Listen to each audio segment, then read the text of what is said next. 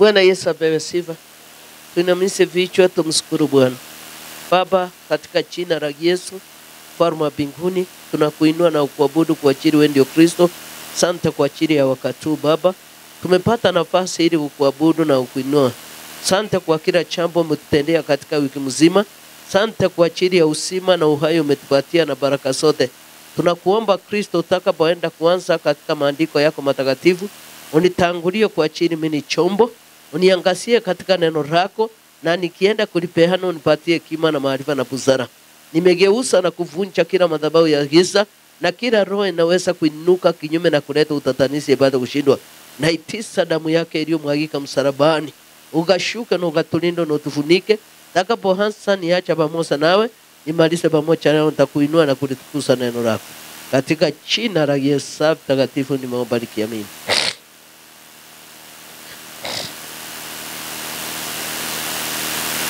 Bwana Yesu apewe sifa. Kristo inuliwe. Namshukuru Bwana kwa sababu yeye ni mwema. Ameniokoa na kunilinda pamoja na nyumba yangu taka tuachane, nimemuona akitenda makubwa. Kwa hivyo namshukuru kwa kila wakati kwa sababu ya uzima na yeye amenipatia ya bure. Tunarudi kusoma katika maandiko ya Zaburi 91. Zaburi, Psalms 91. Tuende kusoma hiyo kitabu kuanzia 1 mpaka 16. Tuanza kuona ya kwamba ni hakikisho gani ama ni tumaini gani kwa yule anayemtegemea Mungu. Bwana Yesu apewe sifa. Jinsi gani unaweza kukaribia yu Mungu hawe mlisi sasa hata milele. Kwa hivyo wewe unaomwamini, unaomwendea Mungu peke yake, Mungu mwenye atakuja kuhukumu miungu, yeye utawala hapa duniani na juu mbinguni, fuata njia zake na sheria zake ndio zidi kukaa katika neno. Kwa hivyo wacha ulisi wako ikuwe hakikisho kwa Bwana. Bwana Yesu apewe sifa. Kuna mambo mawili matatu yenye Daudi aliona mbele ya Mwenyezi Mungu. Aliona heri akae pamoja naye ndiye apate kuona mwangaza sasa hata milele. Turudi katika ulisi wa Mungu, tuone jinsi vile Bwana anapenda wanaomtegemea na wale wanaomuita usiku na mchana. Zaburi 91 kuanzia mstari wa kwanza yatuambia hivi: aketie mahali pa siri pake aliye juu, atakaa katika uvuli wake Mwenyezi Mungu. Mwenye atakaa katika mahali pa siri, mahali patakatifu, mahali hakuna msukosuko, mahali hakuna wasiwasi, yeye maandiko yatuambia ya kwamba yeye ukaa katika mahali pa siri aliye juu, atakayekaa katika uvuli wake Mwenyezi Mungu. Bwana Yesu apewe sifa. Mwenye ataamua kukaa katika neno, mwenye ataamua kumfuata njia za Yesu Kristo, huyo ndio yeye anamweka katika mahali pake pa siri. Kwa sababu Shetani wakati anayokuja na vita na mshuko atampata, ili Kristo atatuma malaika wake watakatifu wakacha wakamuokoe na wakakuwa na ulisi mwema kwake. Haleluya. Daudi akasema, atasema Bwana ndiye kimbilio langu na ngome langu, Mungu wangu nitakayemtumainia. Maana yeye atakuokoa kutokana kwenye mitego ya mwindaji na katika maradi mapaya. Utakokaa katika hema lake ama pahali pake pazuri, pahali panaostahili kwa Bwana, pahali unaomwabudu katika roho yake na kweli, unamtorokea, unaenda katika hema lako na mwabudu, unakaa katika neno. Maandiko yatuambia kwamba yeye atakulinda na maradi mabaya, hatakulinda na mitego ya maadui itakupata. Kwa sababu kila wakati unasidi kumuita huyu Yesu, na yeye uitika wakati ufaro, harakisi wala kuchelewa kuja kukuokoa. Kwa hivyo kitu anataka kama we Mkristo unaomwamini, anataka utakatifu mbele yake, anataka muogope, Na kuogopa huyu Yesu Kristo ni kuacha kutenda yaliyo maovu, utenda yaliyo mazuri. Uacha kupiga mwenzako vita baridi baridi, kimwambia ya kwamba unampenda. Hakuna jambo mbaya sana kuwa rafiki lakini ni adui. Unajua adui atakuambia mengi lakini rafiki atakuambia anakupenda. Bwana Yesu apewe sifa. Maandiko yatuambia ukimchia yuyo Yesu Kristo mwana wa Mungu, hatakulinda na mitego miovu kutokana kwa maadui. Yeye atakukinga na maradhi yale mapaya, kwa sababu wewe unakaa katika neno na kila wakati usiku na mchana unatafakari yeye Yesu Kristo. Bwana Yesu apewe sifa. Bwana inuliwe. Kwa hivyo huyo ndio mtu atakayokaa katika mahali pake pasiri. Anakaa mahali pale akijua kwamba kuna yule atamulinda mpaka mwisho wa dahari.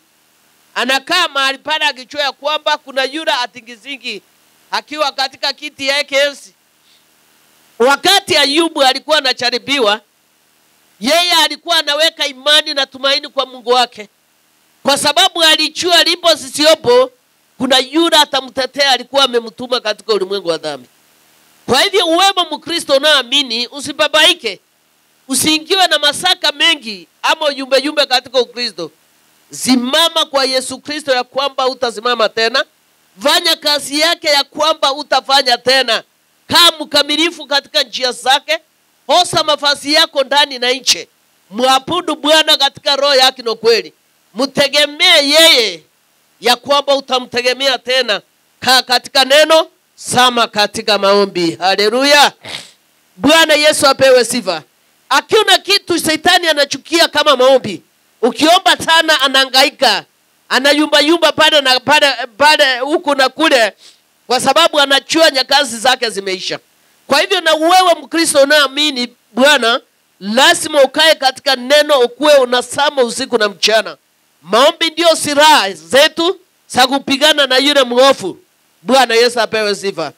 Ndio Kristo akuja akakutia nguvu katika, lazima ukue mkamilifu na mtakatifu, ufuate sheria zake na ukae katika neno.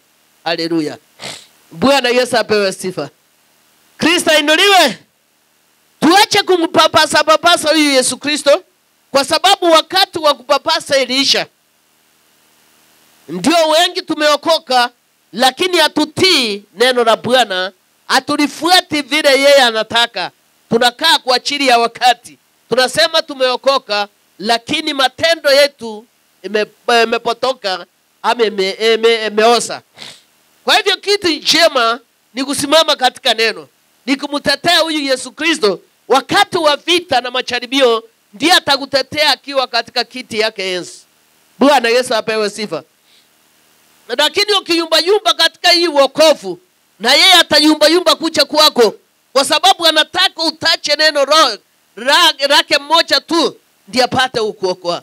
Lakini ukisema yeye utayumba kwake, na yeye anakuongojea vile unayumba, kwa sababu kuna jehanamu na kuna paradiso na kuna wale wamewekwa kwa ajili ya wakati wa maangamizo. Bwana Yesu apewe sifa. Kristo inuliwe. Kwa hivyo tumwendee huyu Yesu Kristo tukiwa wakamilifu, tumeosa mavazi yetu ndani na nje. Tumtegemea kwa kila jambo, kwa sababu yeye ndiye kimbilio. Daudi alipomtegemea aliona ushindi. Kwa hivyo pia Ayubu alipomtegemea aliona ushindi. Patimayo alipoamini aliokolewa na akaponywa. Yule mwanamke alivunja damu kwa mwaka mingi, alipomwamini aliguswa na akaponya. Ijarisi ni vita gani umepiwa, ijarisi ni hukumu gani umepitia, lakini jua ya kwamba Bwana amekupenda. Ndio kwa sababu amekuweka mpaka wakati hii muda umepewa ni wa kutubu na kumrudia. Anasema anataka ufanye jambo moja ama unene jambo moja ndani yako, ndiye ashuka akiwa Mungu achitirisa kuondolea aibu. Amen. Bwana Yesu apewe sifa. Waliomhitaji katika safari waliondolewa aibu, waliondolewa masaka, waliondolewa magonjwa. Waliomuita wakati ugumu, Bwana alionekana. Bwana Yesu apewe sifa. Kwa hivyo hakuna haja ya kumpapasa huyu Yesu Kristo. Wacha tukae katika neno na tumwamini. tumwabudu ya kwamba hatutamwabudu tena. Tukae katika hali ya kumuhusia yeye peke yake, kwa sababu ya ulimwengu yatapita, lakini neno litasimama. Haleluya. Kwa hivyo tukae katika neno, tusikae katika maneno. Mwanadamu ni yule yule tu, lakini wewe na mimi ndio tutaamua safari. Na hii safari itakuwa nzito kwako ikiwa una imani na tumaini kwa Bwana. Kwa hivyo weka Yesu Kristo mbele katika mipangilio yako yote, katika jamii yako, katika kazi ya mikono yako, katika Ukristo wako. Mtie ndani yako, ukae ndani yake, na yeye atakaa ndani yako sasa hata milele. Haleluya. Bwana Yesu apewe sifa. Kwa manyoya yake atakufunika, chini ya mabawa zake utapata kimbilio. Uaminifu wake ni ngao ya kikao. Bwana Yesu apewe sifa. Maandiko atuambia, Daudi akatuambia ya kwamba kwa manyoya yake atakufunika, ikiwa utatenda kulingana na mapenzi yake na neema yake. Ikiwa wewe utamuongojea, ukae katika sala za ukamilifu, umuongojee. Usicho ukaombe ukiwa na madoadoa. Lazima ungame dhambi zako na ukiri. Waambie Bwana, mimi nimeasi, nimeenda kinyume, lakini naomba msamaha kutoka juu mbinguni. Uniguse na ukanibadilishe. Nilikuwa mwenye kuasi, kutenda maovu, lakini nimegundua ya kwamba sijastahili machoni mwako. Lakini nakuomba unioshe na unirudie. Bwana Yesu apewe sifa. Maandiko yatuambia, Daudi akasema mtu kama huyo, kwa kuwa manyoya yake yatamfunika, chini ya mabawa yake atapata kimbilio. Uaminifu wake ni ngao na kigao. Bwana Yesu apewe sifa. Unaona ya kwamba tunaambiwa huyo Yesu Kristo atingiziki, ababaiki. Yeye ni mkamilifu katika njia zake. Yeye sio mtu wa kubadilika. Yeye ni wa leo na kesho hata milele. Kwa hivyo sika vazi yake ya kwamba utasika tena. Ichalisi ni mapito aina gani umepita, ichalisi ni wapi umefika, ichalisi maisha yamekuwa zito kwako aje, lakini hata ukiuasa na kuwazua itakusaidia. Lakini ambia Bwana na kuachilia kwako, ndio tawale maisha yangu ipate kubadilika. Haleluya. Kristo inuliwe. Hutaogopa hatari za usiku, wala misale irukayo mchana. Kwa hivyo yule anaomtegemea huyu Yesu Kristo, yule anaotenda kulingana na haki na mapenzi yako, hataogopa misale Shetani akirudi. Hataogopa hata usiku ukikaribia, hataogopa hata kipangiwa maovu. Yeye atasimama katika neno, atajua kwamba hayo ni mambo ya ulimwengu, ni kazi ya upatiri, lakini yeye atasimama mpaka mwisho wa dahari. Maandiko atuambia atalinda yule anaomwamini, hata akipiwa vita aina gani, hata misale ikirushwa. Maandiko atuambia atamficha chini ya mabawa yake. Bwana Yesu apewe sifa. Wala mapigo hayachaye usiku, wala maafa hayatotokea adui. Yule anaomtumainia ni yule anaofuata njia zake na sheria zake, yule anaotenda kulingana na neema na mapenzi ya Bwana, yule anao na upendo na huruma kwa watu wote. Haleluya. Bwana Yesu apewe sifa. Bwana anahitaji wale wanataka kumtumikia. Bwana Yesu apewe sifa. Yeye anataka yule anaotenda yaliyo haki na kweli mbele yake na kwa watu wote. Bwana Yesu apewe sifa. Hata akistakiwa na watu 10,000 watakuwa bila, atasimama bila yule wa kumtetea hapa ulimwengu, lakini yeye atamtetea akiwa katika kiti yake Yesu. Bwana Yesu apewe sifa. Bwana inuliwe. Kwa hivyo yule atakusurubisha, ataweza kukustaki, atakuwa na maroya wengi zaidi, lakini wewe utasimama kati ya hiyo maroya, na Bwana ataonekana vile alionekana kwa Abednego na Shadraka na Meshaki. Bwana Yesu apewe sifa. Kwa hivyo kaa katika neno, kuwa mkamilifu, kuwa mtu unayeweza kujiamini peke yako. Usichokaaminika na wengine, ili ujiamini, ujipende vile ulivyo. Ukae katika neno, utembee katika mwangaza. Bwana Yesu apewe sifa. Bwana inuliwe. Waliotembea katika mwangaza waliona ushindi na uzima. Bwana Yesu apewe sifa. Kwa hivyo usicho ukajifiche katika neno kwa ajili ya wakati. Usicho ukajifiche katika njia za Bwana ukisema unampenda ili ndani yao tende kulingana na mapenzi ya Bwana. Kwa hivyo utoke kwa basia umrudie Bwana. Umwambie Bwana na kuhitaji katika njia zangu sionekane kamilifu. Katika nyumba yangu uonekana, kwa watoto wangu uonekana, kwa sababu hakuna jambo lizito linaweza kushinda Mungu wetu. Ukimweka mbele, uamini Bwana yeye atatenda. Bwana Yesu apewe sifa. Kwa hivyo usihangaike kwa yale mapito umepitia. Ushukaa na saka kila wakati utafanya nini? Wewe muamini Yesu Kristo, mwambie wewe unakuja wakati ufaro. Na wakati wako ndio wakati mwema. Lakini wakati wa mwanadamu ni wakati wa muda. Kwa hivyo muamini Yesu Kristo, umwambie ya kwamba unaweza kwa kila jambo. Kwa hivyo hakuna jambo lisiyowezekana mbele ya Bwana ukiwa unamwamini na ukiwa unatenda yali yake mbele yake. Na njia zako zikuwe safi na kamilifu mbele yake. Bwana Yesu apewe sifa. Kristo inuliwe. Kwa hivyo kila jambo utendeka kulingana na wakati wake. Kuna wakati wa kulia, kuna wakati wa kicheko, kuna wakati wa kupasua kuni, kuna wakati wa mvua, na kuna wakati wa kiangazi. Kwa hivyo furahia kwa kila jambo. Bwana Yesu apewe sifa. Kwa hivyo wacha tufurahie, tumuongojee Bwana tukiwa tunazangilia katika neno. Wacha tumuongojee Bwana tukiwa tunatenda yali yake. Usije ukamwongojea Bwana useme niliombewa wokovu wacha nikae. Hapana, zangilia yeye kwa kila jambo. Toa ushuhuda, hata yule ako hospitali apokee hiyo ushuhuda imuguse na kamponye. Haleluya. Bwana Yesu apewe sifa. Kwa hivyo ushuhuda wako, wangu na mwingine inaweza kuponyeza yule aliye na kidonda ndani yake. Yule anayejinyamazia akisema niko na shida, hakuna mtu utaambia. Mtaomba tu na nimwachie Bwana. Na kumbe ile shida na kidondo ulio naye inataka uongelezwe, ujue kwamba ulimwengu inapita lakini neno linasimama. Kwa hivyo lazima ujue kwamba hii ulimwengu inapita lakini neno itasimama mpaka mwisho. Bwana Yesu apewe sifa. Kwa hivyo tunahitaji tumshughulikie huyo Bwana. Tukishughulika kwa Baba, hata mbingu zitatushughulikia sisi. Wale walio wanyonge na udhaifu katika roho, mbingu zitawashughulikia, na katika imani ile ulio nayo utainuliwa. Bwana Yesu apewe sifa. Kristo inuliwe. Ile imani ulio nayo, poma ulio nayo itafunguliwa.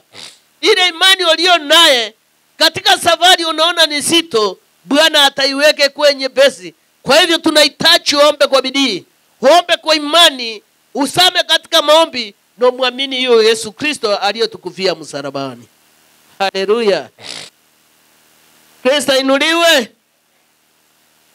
Maandiko yatuambia ya kwamba hata watu 1000 wakianguka ubavuni pako, naam, watu 10,000 katika mkono wako wa kulia, wewe utakaribiwa na maafa. Wewe utakaribiwa na maafa. Hata watu 1000 ama 10,000 wakianguka katika ubavuni wako, hakuna kifo itakukaribia. Haleluya. Bwana Yesu apewe sifa. Kwa hivyo kuna mambo ingine yanayokuja kwa ajili ya wakati. Kuna mambo ingine yanayokupata ndio upewe nguvu katika maombi. Kuna jambo inakuja nzito, majaribio, mambo mengi yanatokea, ndio kuwe na hekima na busara katika sala zako. Bwana Yesu apewe sifa. Bwana inuliwe. Kwa hivyo kuna mambo yanayotendeka kwako, ndio jua ya kwamba Mungu wako. Isipotendeka utaona ya kwamba unaishi kwa ajili ni wewe unaishi. Utaona ya kwamba unaishi kwa ajili ya neema ya Mungu. Bwana Yesu apewe sifa. Kwa hivyo jambo ikicha, maandiko yatuambia hata watu 1000 wakianguka ubavuni pako, naam, watu 10,000 katika mkono wako wa kulia, wewe utakaribiwa na maafa. Hata hiyo mote ikitokea kwa mwanadamu, kwa yule anaomwamini Bwana na kumcha yeye, maandiko yatuambia yeye hata karibia maafa. kwa sababu Yesu Kristo atakuwa pamoja naye, na yeye atamuinua akiwa katika kiti yake enzi. Kwa hivyo kuwa na ujasiri kama simba. Mtafute Bwana ya kwamba Yesu Kristo ya kwamba utamtafuta tena. Kaa katika neno lichenga wokovu wako. Watu wamekaa katika wokovu lakini hawana neno ndani yake. Wako kwa ajili ya wakati, wako kwa ajili ya mtaka kitu, wako kwa ajili ya mtaka chafu, lakini hawasimami katika neno. Haleluya. Inafaa wewe Mkristo uliokoka, wewe Mkristo unaofuata Yesu Kristo, wewe uchaokoka ugeuke, ujue kwamba Bwana anakupenda, anakuhitaji kila wakati, anakuhitaji umtendee yale haki. Ndio akiwa katika kiti yake enzi, aachilie malaika 12 wasangilie wakiwa mahali pale. Haleluya. Bwana Yesu apewe sifa. Kwa hivyo hakuna jambo lisilowezekana mbele ya macho ya Bwana. Ikiwa utamwamini na kumwabudu ya kwamba utamwabudu tena. Ikiwa utamkimbilia wakati wa shida wa majaribio. Ikiwa utakaa ndani yake, ikiwa uko naye ama huna. Unajua wengi wakiokoka, wakiwa na kitu hawataki kurudi katika wokovu, wanarudi nyuma. Wanaona ya kwamba hakuna jambo linaweza kuwasinda, ama hakuna jambo wamelemewa ndio wamkujie Bwana. Bwana Yesu apewe sifa. Kuja kwa Bwana sio unakuja utajirike. Unakuja ndio utafute uso wa Bwana, ukae sasa hata milele. Katika ile moto utakapokuja wa jehanamu, uliosicho karibike na wale wapotevu. Bwana Yesu apewe sifa. Bwana inuliwe. Kwa hivyo kuja kwa Bwana Yesu Kristo ni kupata uhakikisho ama urithi mwema kwa Mwenyezi Mungu. Yeye anahitaji roho yako aitulize, aipatie amani. Usicho kihangaika usiku mzima na una jawabu, lakini ukiwa unakaa katika neno, Bwana ako na jawabu kwako. Bwana Yesu apewe sifa. Ufikirie kesho nitafanya nini? Sina kazi, sina wala nini, nitafanya aje? Una jambo la kufanya ili uachie Bwana atawale katika fikra zako. Bwana akuongoze, umwambie nakupenda. Unanichua vyema vile nilivyo, ni wakati unataka unitembelee ili uniongoze vile upendavyo. Kwa sababu mapenzi ya mwanadamu imfurahishi Bwana. Bwana Yesu apewe sifa. Lakini yale ya Bwana inamfurahisha peke yake, kwa sababu wakati unaosikia jambo unatii na kutenda kulingana na mapenzi yako. Kwa hivyo uacha Bwana akutumikie mpendwa. Bwana akuongoze katika safari ya wokovu, katika ndoa yako, atawale kwa watoto wako, safarini hata kasini, nyenyekea kwa Bwana. Yote yataisha ulimwengu, lakini neno itasimama. Bwana Yesu apewe sifa. Hii magari mazuri munaona, magorofa makufu munaona, kila jambo ni ya Baba na yote itaisha, lakini neno itasimama. Kwa hivyo usipokuwa na neno ndani yako, uwe na mali kiasi gani, ni kazi ya ubatili.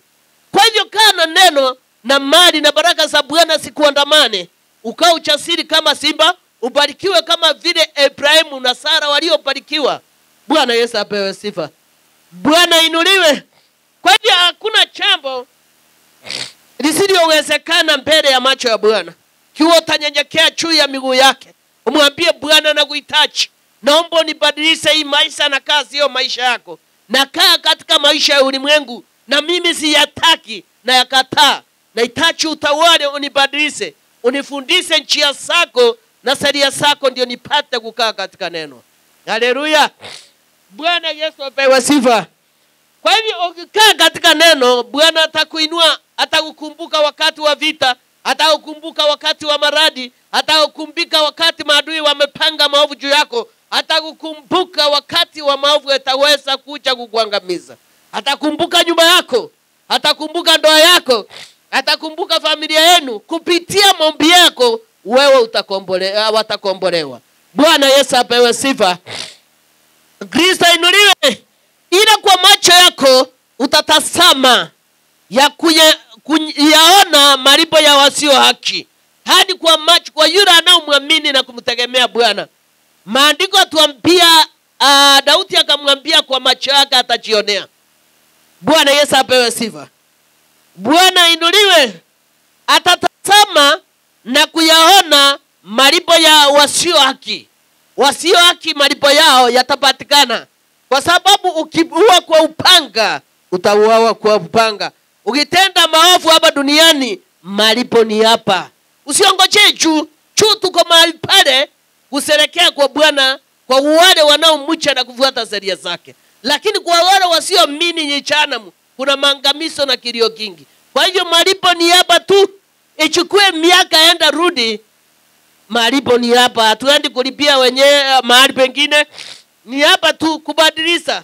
Kwa sababu wale walio, maandiko yatuambia kwamba atayaona malipo ya wasio haki. Ni malipo gani? Wasio haki malipo yao watapewa. Kwa sababu akiua kwa upanga, hatauawa kwa upanga. Tenda mema wende zako, uone yale Bwana atakujibu. Tenda, omba ya kwamba utaomba tena. Kwa mkamilifu na mwaminifu, na Bwana akurudishie maradufu, na Bwana akulinde katika njia zako zote.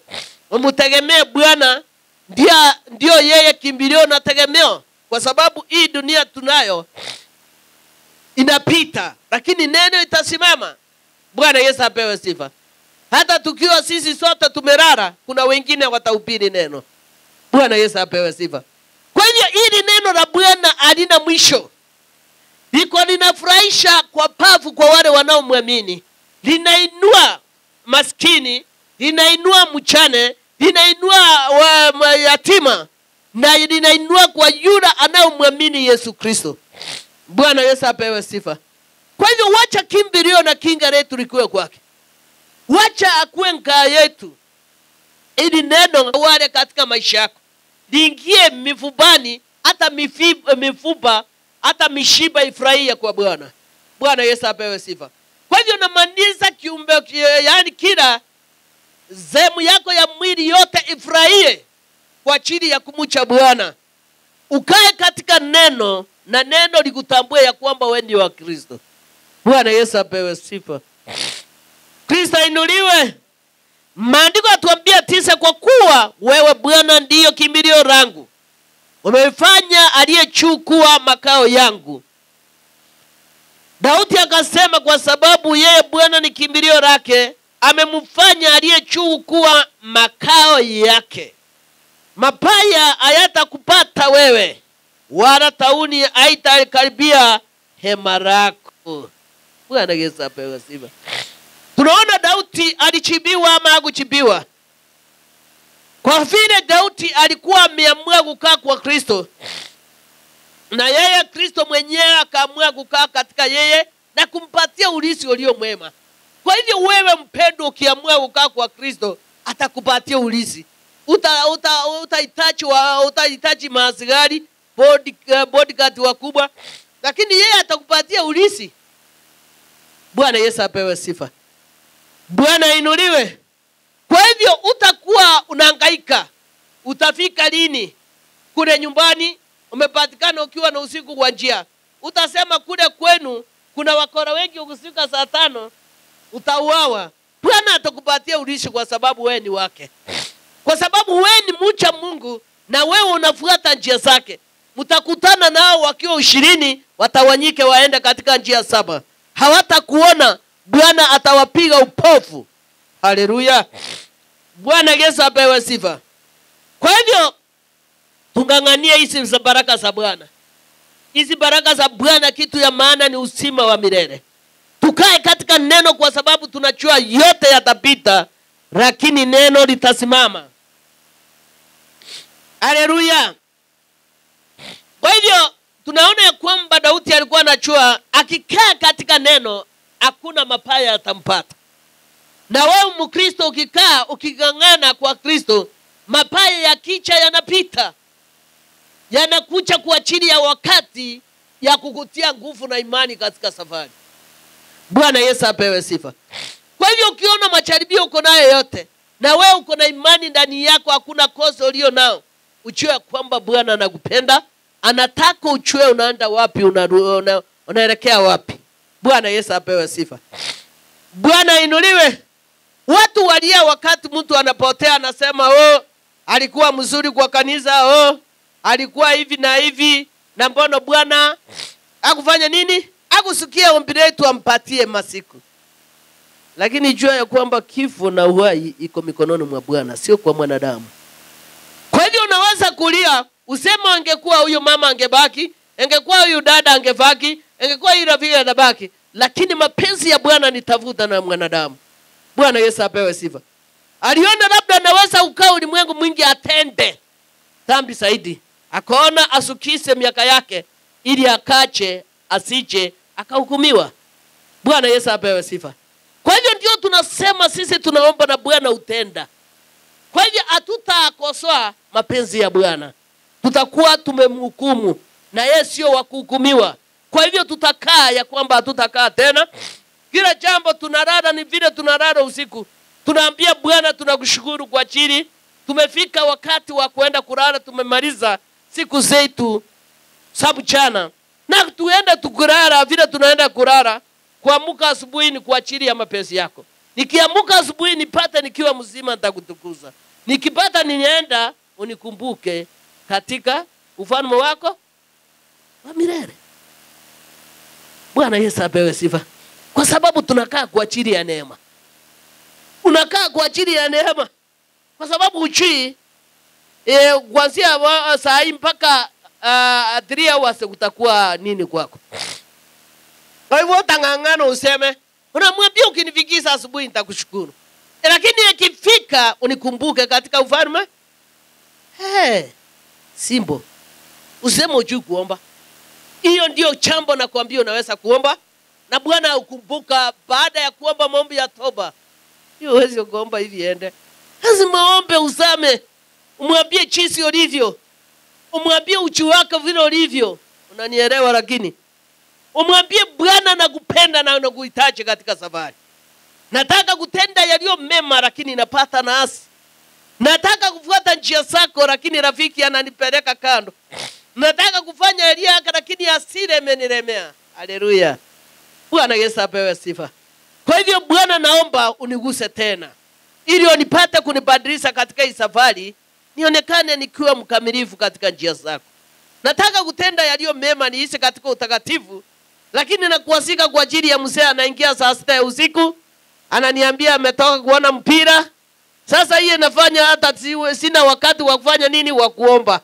Nasikia hasira imenipanda mbaya mbovu. Tuko wa mama. Tuonga ama ni kweli? Kwa hivyo Mungu anahitaji yule wa kutubu na kumrudia. Upenda maombi mbele yake yale makamilifu na yule ameamua katika safari. Hii safari ni sito ukiwa uchamwamini Yesu Kristo. Lakini ukiamua unasema lipo lizabo, nikataliwe, nichukiwe, mimi nitasimama. Waongea lakini mwisho watara. Unafikiri mtu anaongea throughout mpaka asubuhi. Wewe mwambia weka mic. Kila mahali ukipita ongea. Lakini najua usiku utarara. Na usiku saa hilo narara. Ndio napiga makoti naambia Bwana. Kiwa sijui kuomba naandika furisikabu kubwa naanza kuomba nikiwa naitazama. Unamuuliza Bwana kuko aje? Kunaenda aje? Kwa nini unafanya nini? Unadurumiwa. Kwa nini unapenda yote yanatendeka hivyo? Shetani atachipiga kifua aseme yako. Bwana Yesu apewe sifa. Nataka utendo niachie ushuhuda. Bwana Yesu apewe sifa. Andika furuska kubwa ombe. Nataka utendo niachie ushuhuda. Ndio wale watu wasioamini waamini Kristo wako. Unajua kuna kile kitu Bwana anataka ajirie itendeke, ndio watu waamini Kristo wako. Haleluya. Ndio waamini baba yako, ndio waamini Bwana anaokoa wacha wake, ndio waamini Bwana utoa mitego ya maadui kwa wale wanaomwamini. Haleluya. Bwana Yesu apewe sifa. Bwana inuliwe. Tukirudi katika maandiko ya 11 yatuambia, kwa kuwa utakuagiza malaika wake wakulinde katika njia zako zote, yule anaomwamini Yesu Kristo. Maandiko yatuambia wakati unaomfurahisha, wakati unaotenda mema, anaagiza malaika wanakulinda katika njia zako zote. Hata ukifika kule Mombasa, makaidi walipue kule bomu yao, watu watakufa, lakini wewe utasimama. Bwana Yesu apewe sifa. Ndio maandiko atuambia yeye ataagiza malaika wakulinde. Kila mahali unaenda wakulinde. Kila mahali unatembea wakulinde. Bwana Yesu apewe sifa. Kwa hivyo itakuwa jambo ya kushangaza. Kwa nini unaomwabudu Bwana? Itakuwa jambo ya furaha katika maisha yako. Bwana Yesu apewe sifa. Kwa hivyo wacha tumwabudu ya kwamba na tumwamini huyu Yesu Kristo. Tutende yaliyo mema mbele yake, na kutenda yaliyo mema lazima upende jirani yako vile unajipenda mwenyewe. Lazima utende, wache vita ya baridi baridi. Wacha kunionyesha unanipenda lakini unipendi. Wacha kuonyesha jirani yako unampenda ili vitina na uchochezi iko kando. Bwana Yesu apewe sifa. Bwana inuliwe. Unajua wakati wa mwisho seneme itakuja, itaonyesha matendo ya kila. Bwana Yesu apewe sifa. Kwa hivyo wewe unaoasi usifikiri umefika. Usifikiri uonekani. Lakini huyu muda unapewa, anasema utubu na umrudie. Kwa sababu anapenda ile mioyo inayotubu na kumrudia. Bwana Yesu apewe sifa. Bwana inuliwe. Kwa hivyo tuache kujivisha kwa bazia. Ukiingia katika hiyo kuingia madhabahu, wacha madhabahu ishimiwe. Ukiingia hapa uchue kile unaongea, utaongea tena. Ni kitu kilio sawa na kamilifu mbele ya macho. Unajua sikizi wa Kristo wengi hawachani na madhabahu. Wanakuja vile walivyo. Wanakuja wanaona ya kwamba ni kawaida. Ile neema tulichenga, tulifanya contribution, tukanunua. Hiyo tu. Nikiona nitaenda kumuona ya kwamba ameniona ama bado. Wewe ukipima mtumishi wa Bwana, umempima Mungu aliyemtuma. Bwana Yesu apewe sifa. Kwa hivyo ni heri kutubu kabla uchingia katika madhabahu. Ni heri kutubu kabla utatoa dhabihu. Ni heri kutubu kabla utafanya nini? Utatoa saka ama sadaka yoyote. Umwambie Bwana, mimi nakuhitaji. Bwana Yesu apewe sifa. Bwana inuliwe. Wakati nilipookoka tulipoingia kwa madhabahu, huku ingia kabla uchatubu kwa rangu. Mahali unapitia, ukisikia roho inakataa unarudi.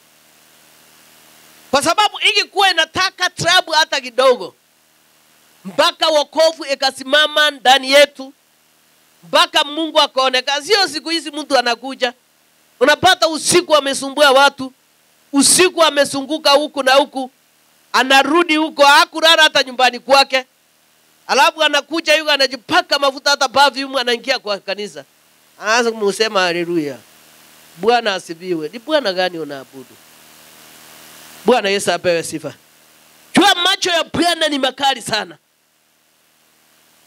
Macho yake akitusasama tunakuwa video kwake. Kwa hivyo lazima tutayarishe njia zetu. Ndiye akicha apate siko nuru. Hakuna tagataga. Akija kutenda kwako, hakuna lawamu.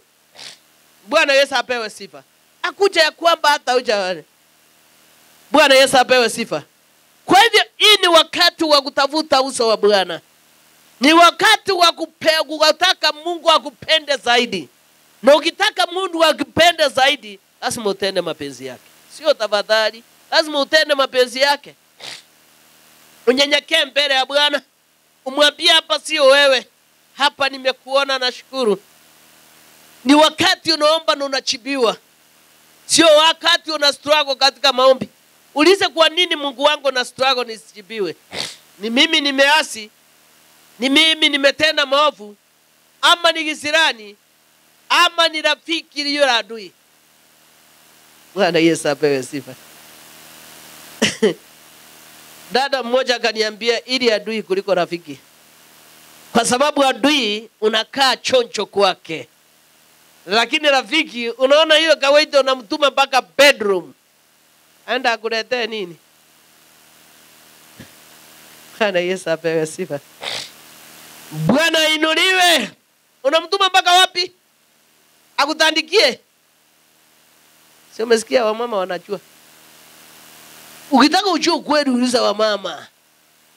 Wakaingia wanasalimiana. Mpaka wanaangukiana. wanakunywa maji. Kama soda iko kwa friji wanaleta wanakunywa. Hata anakimbia anasema niliona chips iko huko, acha nileta kunywa. Ameacha akitibu nyu na ni rafiki. Heri adui kuliko rafiki. Kwa sababu adui unakuwa tayari chochote naweza kutendeka. Tunaona ya kwamba Judas alikuwa adui ya marafiki. Kwa hivyo tunamaliza tukisema aje? Heri adui kuliko nani? Kwa sababu kujionyesha kuwa adui. Bwana Yesu apewe sifa. Hata Delila kuonyesha ya kwamba ni ametumwa. Alionyesha anataka akae mahali pale, lakini misheni yake ilikuwa nini?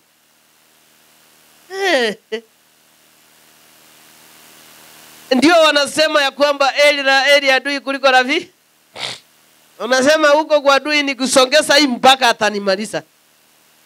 Aila adui rafiki mtakula naye, mcheke pamoja naye. Mwacho mwambie pangusa nipelekee vyombo huko. Ugali ile mbakisha nawe kwa mfuko. Akienda mfuko sasa akienda utaona hiyo ugali tena. Unasema unaambiwa hakuna chop. Unahangaika unaanza kustruggle. Unamwambia yote, yani unatoa uchi wako. Unasema huyu rafiki atanisaidia. Wacha rafiki yako akue Mungu. Wacha rafiki yako akue Mungu na nyumba yako. Watatu, enda pole pole. Enda pole pole. Enda pole pole. Na usipende mtu zaidi kuliko kiasi. Usipende mtu zaidi kuliko kiasi. Iwe dada yako, iwe ndugu yako, iwe nani, usimpende zaidi kuliko kiasi. Kwa sababu utamharibu. Atachukua ile advantage ya kumpenda, ndiye ageuka akiwa nyoka. Bwana Yesu apewe sifa. Kwa hivyo ni heri kupenda Mungu wako. Bwana Yesu apewe sifa.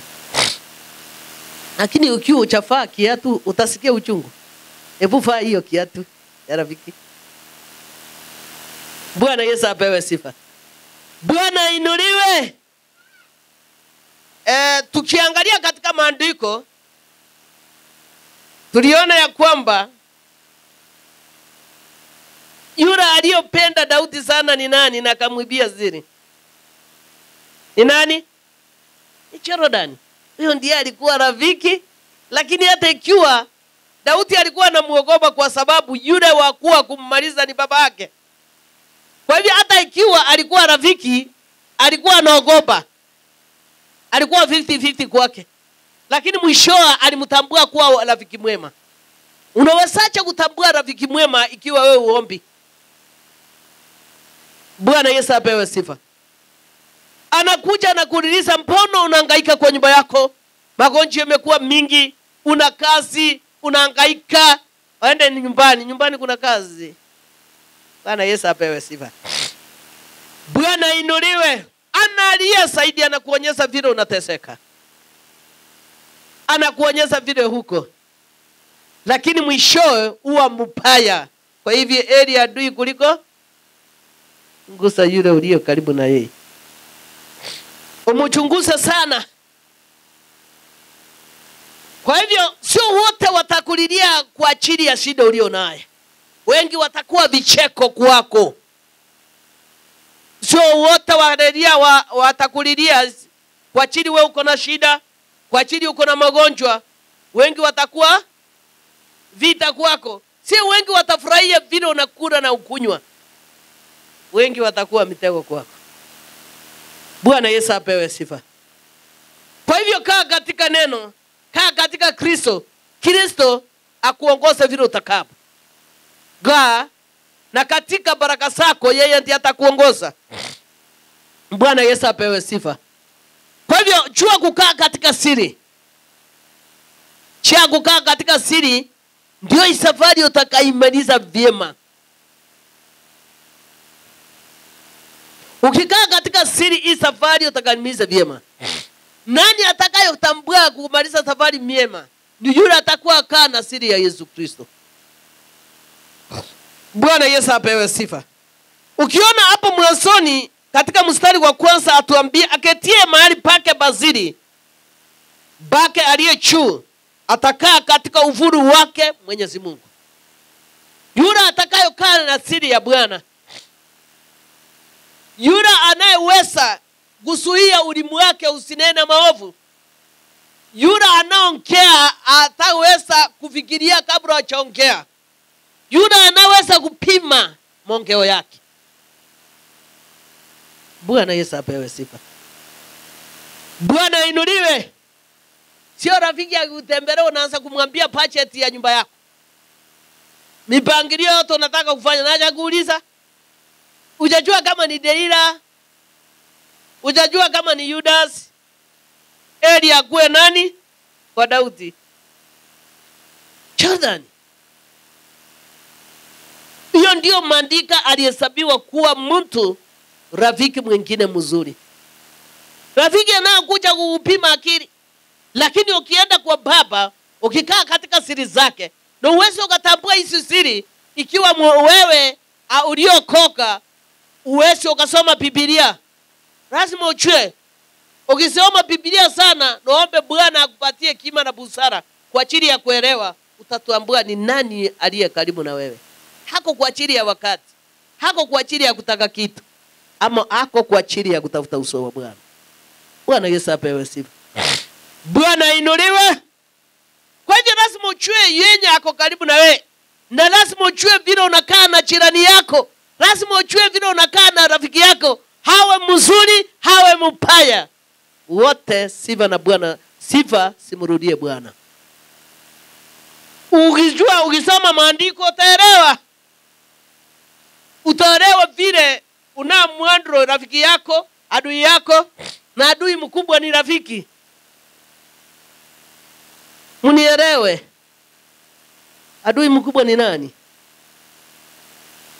Kwani ukiona wizi imetokea huku mahali unaishi, kama ni pipeline, kama ni Embakasi, wizi ikitokea, mtu anatoka Kericho anakuja kukuibia, si ni yule mko naye? Kwa hivyo nasema rafiki. Bwana Yesu apewe sifa. Ujue vile unakaa na huyo rafiki yake, unamwambia siri za nyumba yako, unamwambia siri za ndoa yako, unamwambia siri za watoto wako, unamwambia siri vile umepanga kufanya hii mwaka. Bwana Yesu apewe sifa. Unamwambia sasa National Bank itachukua loan, Kenya Women inachukua loan, nifanye ABC. Naenda Commercial Bank nichukua loan, nifanye hivi na hivi, ndio nienda nilipie, nianza kufanya project nyingine hii. Utangojea hiyo project utachoka. Bwana Yesu apewe sifa. Si wewe umesema ni rafiki, badala ya kumpatia Bwana maombi yake na kile unahitaji, unaamini yule mlio karibu kuliko kuamini nyumba yako na Mungu aliyekuokoa. Sasa ukienda hapo Kenya Commercial Bank, unaenda kuambia baada ya mwezi mmoja ukuje, ukienda wakwambia madam, ai pole, na unashindwa pole ni ya nini unapewa? Hilo ni yako ikuwa success, ikupitizwa na wakubwa, walikataa wakasema kuna kitu fura. Hilo ni kupitizwa na nani? Sio niambia rafiki. Umwambia sasa ile nyumba ataenda kuchenga, hakuna mtu ataigusa. Ama unajua nini nimebeba roni? Na hilo roni nimebeba, kuna project nitaanzia nikienda kuiweka utaamini. Wiki inaisha, umeweka, unataka kuenda end of the month. Wiki mbili inaisha, magonjwa yanaingia, ile chawahi kuonekana. Ile magonjwa chawahi kuonekana, uchawahi kuona. Kisirani unatoka ukitoka kazi unazikwa kwa njia. Na disi wanakukuta na watu kumbe hao walikuwa majangili, unakuwa pamoja. Tangu RSA kule kotini zilikuwa pamoja nayo. Pesa kwani kuna Kenya ya bure? Wapi? hatukuwa na hawa. Tangu RSA mimi nilikuwa natoka kazini, hiyo pesa imemeswa. Umeenda kufanya hiyo project, kikuracho kiko wapi? Kwa sababu wewe baada ya kupatia Mungu umwambie sasa nimetoa roni, naenda mbele ya madhabahu nitoe sadaka, nikutukuze kwa sababu nimepata, nitoe dhabihu ya kusimamia ile project yangu. Wewe unaenda hiyo, unajua nilipata 1.2, naenda kufanyia kitu fulani ndio nipata nielewe. Baada ya kucha mbele ya Bwana, sio wote rafiki. Bwana Yesu apewe sifa. Bwana inuliwe. Kwa hivyo kila kitu unaonena kipime, kipatie muda. Fikiria kabla uchongea. Ona yule aliye kando yako ni mtu aina gani? Ya nyumba yako ikuwe ya nyumba yako. Bwana Yesu apewe sifa. Lakini hayo yote ungemwelezea Bwana. Umwambie sasa naenda katika madhabahu ili ni upate kufanya kazi yako. Ni kazi gani? Wewe ukamngojea Bwana umfanyie kazi. Lazima ufanye kazi hapa duniani vile alifanya ndio mfurahisha. Alikuwa anaenda analisha walio na njaa, anafariza, anaombea wagonjwa, anafanya kazi yake, anaendelea. Bwana Yesu apewe sifa. Bwana inuliwe. Lakini leo Shetani ameingia kwa Wakristo wengi. Ameonya kwamba kutoa katika kanisani ni kazi ya hasara. Kutoa katika kanisani ni kusaidia watumishi. Kuna mtumishi anaomba Mungu ako maskini? Hakuna. Kuna mtumishi labda akue aje, anakaa alishwe. Bwana Yesu apewe sifa. Bwana inuliwe. Kwa hivyo ndio tunasema yale tunayonena katika midomo yetu tuyapime. Inaweza kuwa ya baraka ama ya laana. Maandiko yatuambia ache. Unajua hao watu wa kuongea hivi ni wala wasome Biblia. Wajue vile unatafuta baraka na vile Mungu ananena nawe. Utarara uchifuniko useme Mungu unisaidie. Utarara useme ya kwamba leo utafanya hivi na hivi. Unajua sangine na sanga sana ya kwamba wale walianza neno wanamaliza bila neno.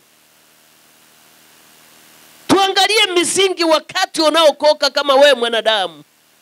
Usichokatagaliwa na mali ukamsahau Bwana. Usichokatagaliwa na machifuno ukamsahau Bwana. Kwa sababu anasema vitu yote ni vyake. Na ukimpendeza atakupatia vyote. Na vitakuwa ya kudumu. Lakini mali ya Shetani ni ya muda. Anajua ya kwamba ukipata hela 50 utaonekana kanisani. Unakuja kutafuta nini kanisani? Nini unakosa? Huyo ni Shetani anakuonyesha hivi. Lakini wewe ukiwa umeweka katika misingi ya Kristo, utaona ile uko nayo, utamuona Kristo. Bwana Yesu apewe sifa. Wacha tuone Kristo kila wakati. Angalia kando, mbele na nyuma. Na mtazame yule Bwana yale ametenda makubwa. Kwa wakati wake. Hanakucha wakati ufaaro. Mtumikia ya kwamba utamtumikia lini? Mtumikia ya kwamba utamtumikia vipi? Kumtumia wa Bwana kuingia hekalu yako lazima ufanye mapenzi yake, sio mapenzi yako. Kuja kuomba sio mbaya, kumwamini sio mbaya, lakini umetenda yale anahitaji kutendwa. Bwana Yesu apewe sifa. Kuna maombi ukweli tunaweza kuingia kanisani ikatae kufika. Kwa sababu hatujui vile tunayomwendea Bwana. Bwana Yesu apewe sifa. Vile Sinia alisema ya kwamba kuna chambo uweze ukafaulu kama utafunja. Hiyo ni ukweli.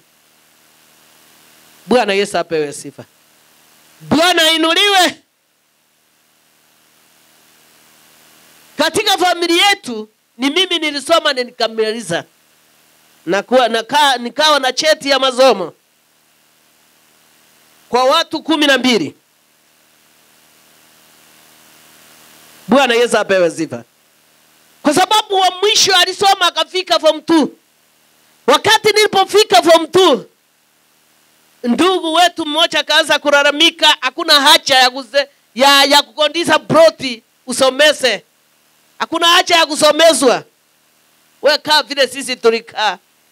Lakini kwa sababu nilimwamini Bwana,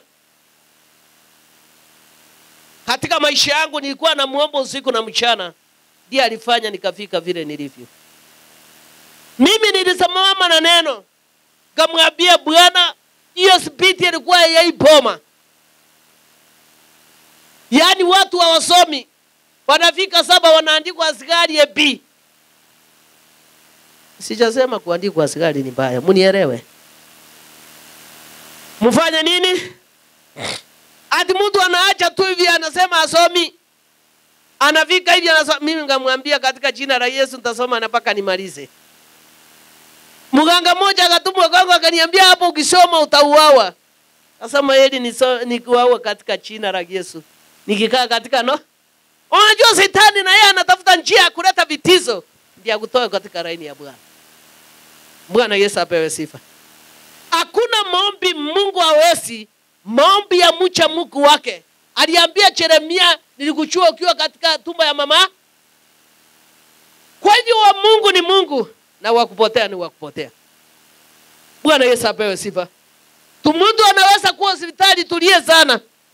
Tukisema Mungu tu ungemwachilia leo watoto, ungemwachilia tumuone, anaimba vizuri kanisani, kutoa anatoa vizuri, lakini kuna rengo ile Mungu anataka kwake. Bwana Yesu apewe sifa. Kwa hivyo tunaambiwa tusimame katika imani na maombi na ujue neno inasema nini. Bwana Yesu apewe sifa. Ni kuomba na kufunja. Niliomba na kufunja. Na mimi unajua wakati huo sio materea ingine tulikuwa natoa. Kuna nyumbani unajua wanataka kutoa mazao ya shamba. Mimi nashukuru mzazi wangu hakuwa ananizuia kuchukua mazao ya shamba kupeleka kanisa. Mimi nilikuwa naenda kwa mtumishi naweka makoti chini na naambia ndio hii. Kaniambia wewe unataka nini Mungu akutendee? Mimi namwambia nataka ikifika nikuwe kama wewe na nisome nimalize. Na Yesu apewe sifa. Tupigie Kristo makofi. Bwana Yesu apewe sifa. Naenda nanunua rangi ya kiatu namwekea. Nasema sasa mtumishi mimi nimekuja. Nataka uniombee kupitia hii Mungu aniguse katika njia zangu. Alinigusa na katenda. Kwa imani. Kwa imani Enoku alienda wapi? Mbinguni. Elisha alifanya nini? Kwa imani. Sio kumpapaisha Yesu Kristo. Sio kufanya ili nifurahishe rafiki. Sio kufanya ili nifurahishe wale wanaokaa katika hekalu. Nafanya kwamba kutafuta uso wa Bwana. Kila kitendo unayofanya, tendo umfurahishe Bwana. Umwambie Bwana mimi nimetoa nusu ya mali yangu. Ndugu akaniambia wakati alipoanguka chini akapasuka tumbo, akaenda akasonwa Kenyatta kurudi, tena akaenda akapasuka. Alisikilia hiyo matumbo mpaka hospitali akaniambia, akaambia Bwana nikifika mahali pale ukiniponya, ile pesa yangu iko kwa account ni wewe ulinipa. Nitachenga kanisa yako. Nitatoa nichenga kanisa lako. Alipotoka akakucha na akatoa. Hakufikiria ni wapi. Lakini alitoa, alisema kwa vile ulinipea umenirudishia uhai. Kupitia kazi ya mikono yangu utanibariki zaidi. Akatoa mpaka sasa yako hai. Tupigie Kristo makofi. Usicheze mtu akitoka matumbo na tumbo iko wazi. Complication yoyote kukua wewe imeingia nini, lakini Mungu alimsikilia mpaka mwisho. Kuna chamba inafaa kama wewe Mkristo uangalie. Uangalie hii maisha tuko nayo ya sasa na maisha ya nyuma na mahali tumefika tunaenda wapi? Tukiangalia katika hii generation inaenda wapi? Ndio wewe unaseka lakini wewe umewacha wapi? Kwa hivyo inafaa maombi zaidi. Na maombi yetu iwalinde vyema. Na tusidi kuwatoleo ndio wasimame katika neno wasija wakawa watu wa ulimwengu wakataka wengine nyara. Bwana Yesu apewe sifa. Mungu atakukumbuka ile ombi uliomba, ndio damu ikasimama kumwagika Kenya. Wacha kusema sio wangu, wacha kusema hivi na hivi. Hapana. Kuomba maombi kutetea yule uzime rudi, umemtetea huyu Yesu Kristo. Unasema sisi tunaomba kama hii chenzio umewatumia kufika kule Kanaani, tunashukuru. Lakini kama ni spiriti imeingia ndani yako ukashuka na ukaiondoe, hiyo ni maombi mafupi. Kwa sababu hatuwezi kukangana na ulimwengu. Tunataka kungangana na ufalme wa mbinguni. Na ufalme wa mbinguni wewe inafaa unyenyekee. Umwambie Bwana, nataka katika hii safari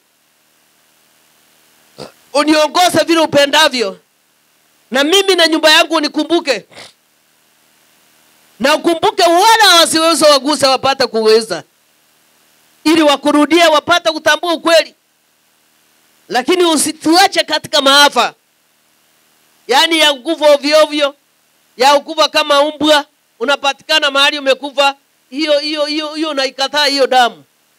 Unaambia Bwana, katika maandiko. Unajua ukiambia Bwana unamrudisha katika maandiko. Unamwambia katika maandiko ya fulani unasema tupendane. Nataka kuona hii serikali yetu ikipendana. Unasema tupendana. Nataka upendo uonekane kwanza. Na Mungu atamaraki. Ndio wakati unapatwa na macharibio na vita, Mungu anakumbuka lile neno uliombea. Kwa sababu maandiko yanatuambia atuchaitu tuombe, tuchiombee pamoja na nyumba yetu. Tunaomba ili kuokoa roho za wale waliopondeka na kuvumilia katika utakatifu. Bwana Yesu apewe sifa. Kwa hivyo wewe unaona unaamuka unasema mimi niko sawa. Kiangalia kwa kibeti unaona kimechaa. Kiangalia kwa friji unaona imechaa, hata na sindi wa kuhema kupumua. Kuna nafasi inafaa friji yaachwe inapumulia, lakini wewe unachaza. Unaona ukiamuka ni kawaida, sio kawaida mpendwa. Kwa sababu kuna wale wamefika hawakufika wakati huu. Sio ya kwamba wewe ni mtakatifu ama mwaminifu mbele ya Bwana. Ni kwa ajili ya neema. Amekupatia muda wa kutubu na ukurudia. Lakini yule amelala wakati wake elisha. Na yale hata ikiwa katika njia zake yeye anaongojea hukumu, lakini wewe uko hali unafaa ujiandae. Bwana Yesu apewe sifa. Inafaa ujiandae utende yaliyo haki na mema, ndio hesabiwe kwa wewe mwenye yake katika hema ya Bwana. Uwe na mtu wa kuhuswa. Hiyo sio wengi wanahuswa. Wengi ni don't cares. Ulimwengu ukiwa don't care, utauma kubaya. Bwana Yesu apewe sifa. Uchue vile unakaa na jirani yako, awe vile alivyo, upende vile alivyo. Uchue vile unakaa na jirani yako. Kwa sababu Wakristo wengi hawajui vile wanakaa na majirani yake. Hawajui vile wanakaa na yule hajiwezi. Hawajui vile wanakaa na yeye. Yaani mtu anachiona tu anaenda. Bwana Yesu apewe sifa. Hata yule jirani yake anaweza kuwa mgonjwa zaidi kwa nyumba. Bwana Yesu apewe sifa. Lakini anafika kazini anasikia kwamba alisidiwa akapelekwa hospitali amekufa. Anasema friend tulikuwa naye kwa sababu umchali. Umesikia amekufa kwa sababu umchali. Unashughulika na mambo yako. Bwana Yesu apewe sifa. Anasema tulikuwa na yeye na mimi sikujua nisikia kuongea. Ndio ulisikia kuongea lakini hukumchulia hali. Bwana Yesu apewe sifa. Bwana inuliwe. Kwa hivyo ni wakati Bwana anataka kugusa mioyo ya watu. Ni wakati Bwana anataka kujua nani anampenda. Uwezi ukaniambia unapenda Mungu kama upendi jirani yako. Bwana Yesu apewe sifa. Kwa hivyo anataka kutambua hiyo upendo unawekaje kwa watu wote. Unajua tunachukia hofu iliyo kwa mtu, lakini tunampenda kumwambia ndiye abadilike. Bwana Yesu apewe sifa. Bwana inuliwe. Wewe sasa omba ya kwamba utaenda omba tena. Weka hiyo upendo, kwa sababu upendo ni amri kubwa kwa Mungu. Ufuate utende yaliyo haki. Bwana Yesu apewe sifa. Nakumbuka mwezi uliopita, ini tarehe ngapi? Nilituma mtu yeye endo nisikilize kesi kiko fulani, uniletee ripoti kwa sababu mimi niko mbali. Nikwambia mahali upendo na Mungu anatoa neema kwa mtu. Ukiona neema ya Mungu imetolewa kwa mtu yako, unapelekwa mbali sana. Utahangaika. Asa mtumishi wa Bwana. Namwambia sasa, kwa sababu huyu analia sana na anachua vile hali iko, mimi maombi nitamwekea. Lakini fika kule kotini, usikie yale ataambiwa, nipatie ripoti. Usiamini mtu sana. Amini Mungu wako na nyumba yako. Usiamini mtu sana. Bwana Yesu apewe sifa. Wakati alipofika mahali pale, ile ripoti aliniambia sio ile ilikuwa mahali pale. Alikuja akaniambia, unajua nimefika, yule dada ameelezea kila kitu, amesema ABC. Kwa hivyo ikiwa amejitambulisha hivyo, sijui nikamwambia ukweli. Leo ni wakati wa kuuliza ama ni kuonekana. Akaniambia hiyo iko hivi vile nilikwambia. Kamwambia ndugu, uko na ukweli Hakujua kama Mungu ametuma malaika mtu mwingine kuniletea pale. Hakujua kwamba kuna yule mkuu wa mahali pale tuna communicate na yeye. Kaniambia walipofika mahali pale, waliambiwa ya kwamba bado mtarudi, upelelezi iko sahi, kesi yenu haijajulikana. Hakuna swali waliuliza. Huyo ameniambia swali, wakauliza wakasema hivi. Na amepelekwa ruma?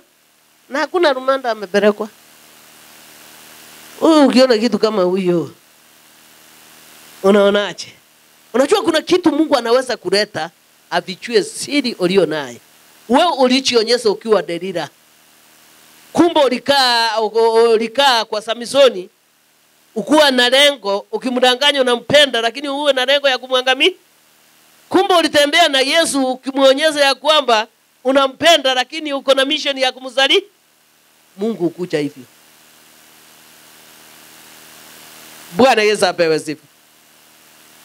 Kamuuliza walisema hivi sasa njia ya kufuata ni nini? Ya kufanya hivi hivi. Ngamwambia sawa, nitakupigia simu. Nafikiri amefika simu, amechoka kwangu. Kwa sababu hakuna kitu unaweza kukanyaga mtu juu ya kidonda unamwambia unamponya. Bwana Yesu apewe sifa. Ukichangia maafa na wewe utakuja kuchangiwa. Ama iko aje? Unajua hii safari tuko nayo ni ndefu. Ujue ya kwamba ukienda kilomita 50 utakutana na nini? Hauta ameenda kilomita 20 amekutana na yake lakini Mungu amemuokoa. Mnanishika lakini wewe umefika 50 umepata ile hatari. Unashindwa kutumana uokolewe. Bwana Yesu apewe sifa. Umeshindwa kutumana uokolewe. Kwa sababu ukituma mahali kuwa mtu uko transparent, unaongea yale ukweli, wacha kukanyaga mtu ako na kidonda, unamkanyaga juu ya kidonda. Shetani ashindwe. Hayo yako ama yako katika ulimwengu. Wewe ni kusikiliza tu. Uchaambiwa utoe hera, uchaambiwa ufanye hivi, lakini wewe unaenda na kukanyaga. Bwana Yesu apewe sifa. Bwana inuliwe. Sio mtu wa kwetu, sio mtu wa kwao.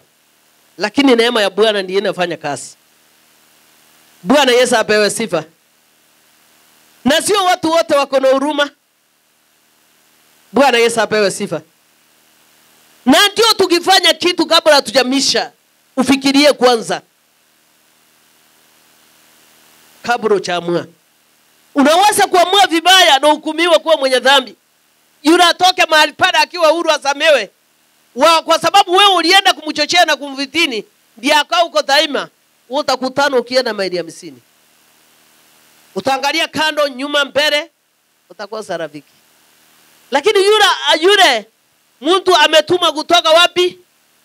Kisumu, amemhurumia, amemrehemu, amemtoa mahali pale. Lakini ukiwa kila 50, utaangalia nyuma na mbele, utakwama mahali pale. Kwa sababu wewe ulienda na kuchochea baada ya kuleta jambo lililokuwa mahali pale. Bwana Yesu apewe sifa. Bwana inuliwe. Hiyo iko hivyo, wapendwa. Kwa hivyo kumtafuta Bwana inatakana uamini na kutenda yale yake. Wewe ukaniambia unatendea Mungu haki, lakini yule aliyo kando yako mtendee yake. Bwana Yesu apewe sifa. Unajua yeye Mungu anakuja kukupima na njia mingi. Na usikuja uchipendekeze kwangu kwa sababu unahitaji. Lakini ukienda kwa charani yako unamkanyao juu ya kidonda. Hiyo ni mbaya. Bwana Yesu apewe sifa. Inafaa ujiweke ratini na yeye pia umweke ratini. Ona ni jambo gani lilo njema mbele ya macho ya Bwana. Ndio nikifanya nisije nikapewa lawama. Nisije nikahukumiwe. Lakini ikuwe haki. Kumdhulumu mchana na yatima umeraniwa. Mwambie ukweli ndio kweli, umweke huru. Na akuwe yatima kweli kweli. Na akuwe maskini kweli kweli. Hakuwe mchana kweli kweli. Maandiko yanatuambia anayesimu nani? Wamchawe Mungu. Wewe ukasema mimi ni yatima, unadhulumu wanaomcha Mungu, unaongea mbaya wanaomcha Mungu, wewe ukapata kibali machoni pa Bwana. Hakuna kibali utapata ati mchana unaongea mambo magumu kwa wale waliomcha Mungu. Wewe ukapata kibali kia Bwana hata kurehemu.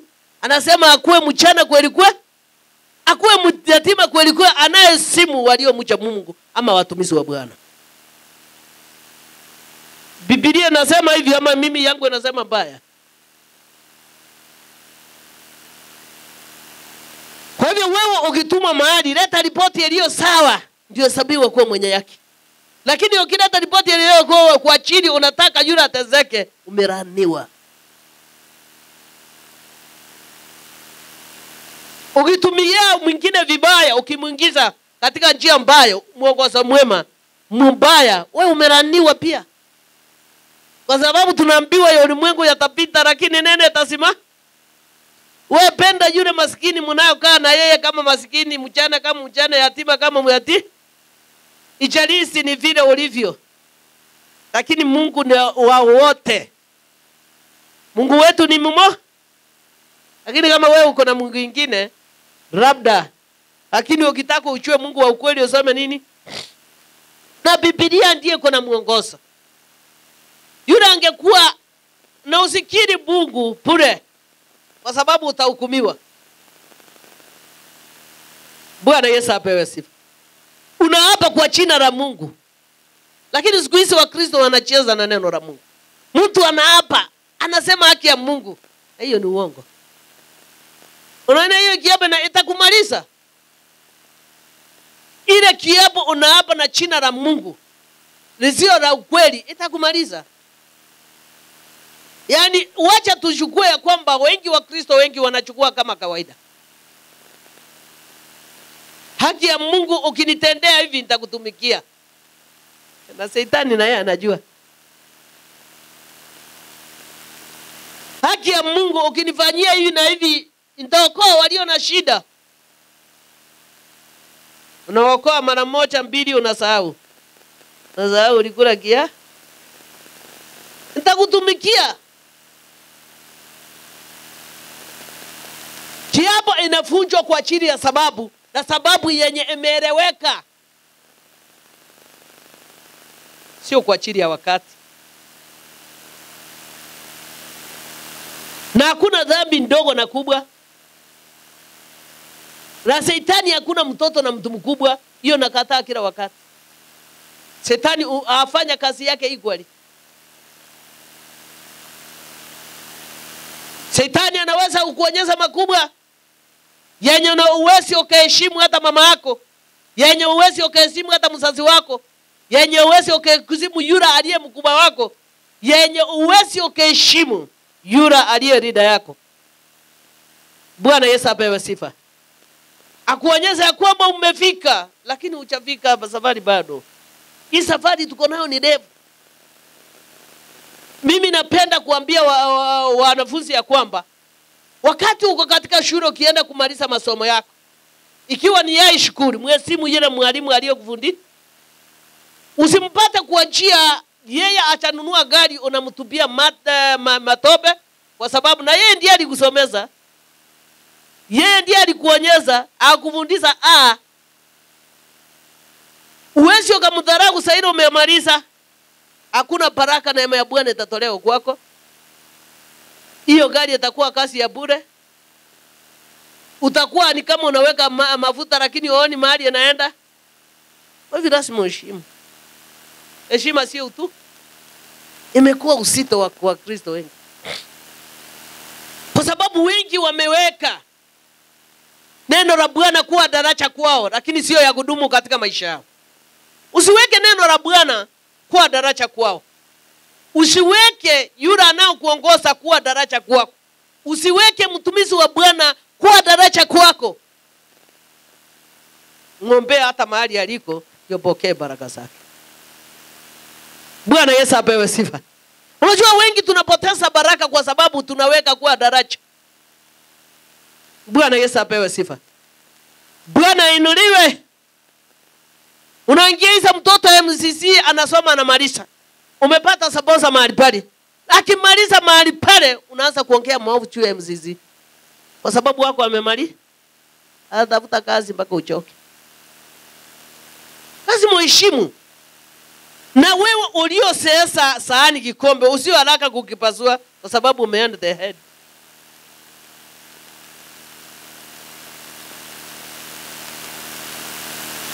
Kuna jambo mzee mmoja alinifundisha 208 aliponitembelea kwangu. Kaniambia ni mzee alikuwa mwaka wa 85. Kaniambia unaona nikwambie mtumishi wa Bwana. Mtu akikupatia hata ikaramu ya shilingi 10, mheshimu kwa sababu wakati ulipokuwa alifanya nini? Kwa hivyo usione umekuwa na degree uanze kuongea mbaya. Usione mfuke umejaa uanze kumdharau. Usiende kule kazini umeenda mbele yake alikupeleka usimuone kama kitu. Unajua ndiye alikupeleka kule.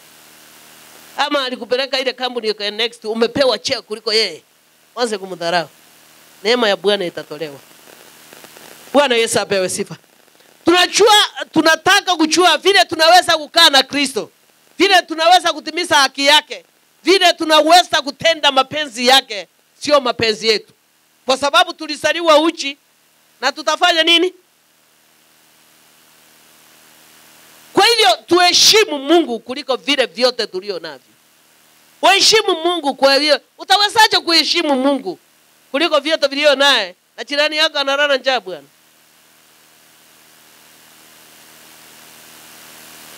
Kijana mmoja alinishuhudia wakati alipokuwa na njaa. Jirani yake alileta unga imekaa kwa cupboard imeharibika ndiye anampea. Anamtolea cha? Huyu atapokea baraka? Atakula ile kwa cupboard kisa Mungu atasimamisha mambo yake. Yeye ndiye amejisimamisia. Yaani mtu anakuja kwa mfano anakuja akiwa na kiatu umetoboka na wewe unatafuta ile mzee.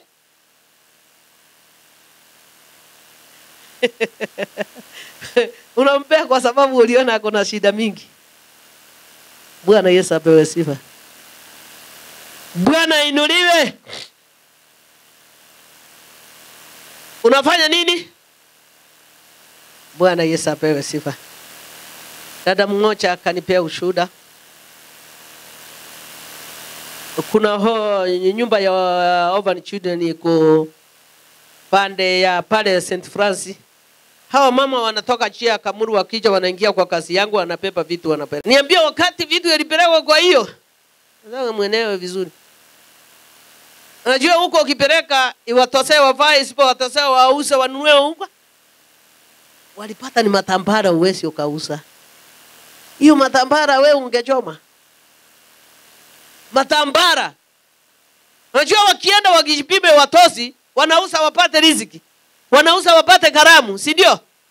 Wanauza wapate kila kitu hawana. Lakini huyo mama alienda kufungua, alipata ni matambara.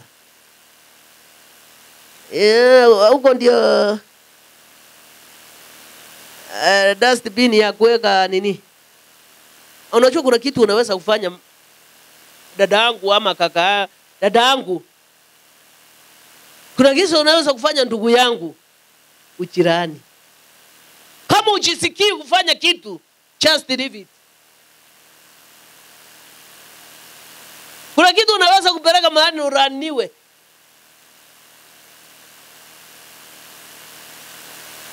Usikuwe haraka kukiri na ukose kutenda. Tuko pamoja. Lipa deni. Usiwe wa kwanza kukiri na usitende. Wale waliopeleka St. Francis huko walipokea baraka. Yaani unapeleka tu kuthibitisha, nikiweka kwa hii si utajulikana, nimepeleka tu nifurahishe mtumishi wa Bwana na mimi nimecontribute. Mama umeenda huko wa mwisho niliona ako na miaka 80, ni wakongwe. Sio watu wako na kazi, ni wakati wanaaswa lakini wamejitolea. Kitoa unaona ni kazi ya bure. Unaona unasaidia kanisa. Tuko pamoja. Unatoa ukinungunika. Bwana Yesu apewe sifa. Matambara wezi kausika. Bwana Yesu apewe sifa. Bwana inuliwe. Kwa hivyo ukitaka kutenda kitu, tenda na roho safi. Uacha kukula, kusiba na kusahau ile zido ulikuwa naye. Chione kama mwingine aliyo na hiyo shida. Chione kama yule sirani yako aliyo na shida. Chione kama yule rafiki yako anatembea akitafuta kazi lakini hapati. Atuchafika. Safari tuko nayo ni ndefu bwana. Na hadi uvunjwa kwa ajili ya sababu inaeleweka. Acha kuweka hadi kufurahisha wengine. Weka hadi ikiwa kuna chambo inafunjwa kwa njia inaeleweka. Bwana Yesu apewe sifa. Usiwe na hasira, usiwe na hasira kuvunja. Usiwe na furaha weka hadi na yenye utapepa. Bwana Yesu apewe sifa. Bwana inuliwe. Kwa hivyo tumuita Bwana na yeye atajibika wakati ufaro. Ajelewe kwa sababu neema yangu sio neema ya Widita. Ajelewe bila kwa rakisa. Na wale mnapenda kuandika message, muandike message ya maana. Kama kuna mtu aliniandikia akaniambia umaskini sio kiwete. Ama ni saje sasa? Na mtu kama huyu mimi simchibu. Unaongojea Mungu amjibu. Sasa unajibu nini huyo? Unaweza kulala upate utajiri? Unalala. Lala basi upate utajiri.